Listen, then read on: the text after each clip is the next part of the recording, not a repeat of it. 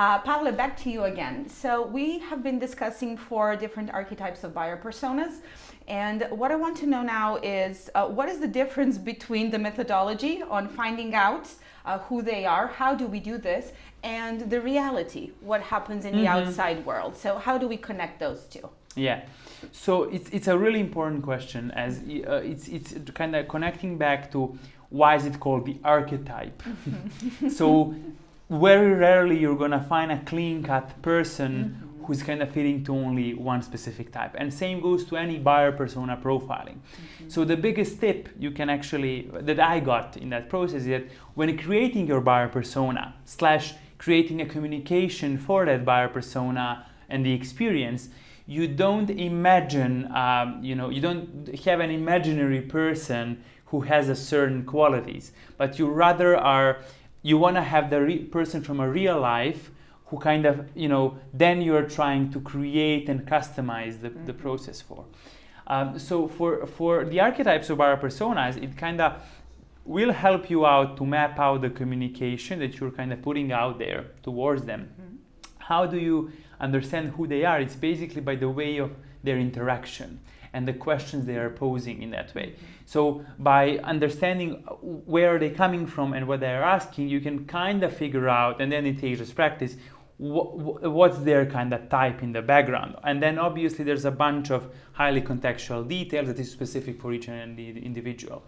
But you kind of, by the way they are asking questions and their behavior, I would say, you kind of can figure out what's their rough type. It's usually more easier to do that when you have a live sales process or when you're doing demos. It's very important because you have a person from the other, let's say you're B2B SaaS selling something, you're probably gonna have a demo live or online, whatever, and then you're basically figuring out what are their reactions. So what was their feedback, what's their questions that are posing. How is it helpful in the real-term sales process? Because as I said, those are the archetypes, not the real people. It will kind of help you out, put them in a certain rough box of the way of how are you communicating with them, but the specific on what's and where's and stuff like that are depending on the A, what you're selling, and B, who are you selling to at the end of the day. But this will help you out when you're mapping out your sales process, that you are very inclusive of open questions that are helping you understand the other side better, so that you kind of can adapt the way of communicating to the specific person. To give it again, this is a zoom in, so giving it a bigger perspective, we are speaking now of the market of one, because it's highly contextual data. So people are now today, in 2020, searching for highly specific, tailor-made experiences that are being provided for certain service or a product. So we are rarely picking to buy a generic product in any category. So this practically means is that you are mapping out subtly different user experiences through your marketing, sales, any kind of external communication with people, so that you are inclusive for those different types.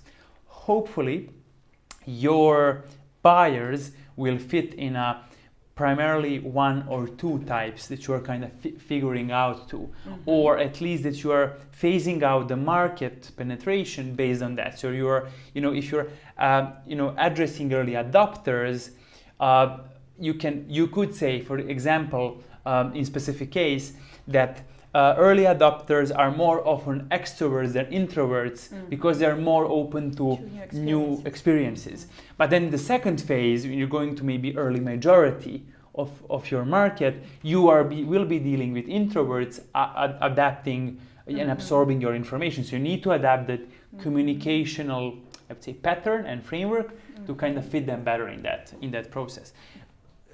Purpose of this is just to kind of help you out understand that people are different, and as a communication person, either sales or marketing and any kind of client servicing position, you need to be very attentive to back and forth process of actually having a conversation, rather than let me tell you this blah blah blah blah blah blah blah, because people just kind of okay whatever, and then there's a lower engagement.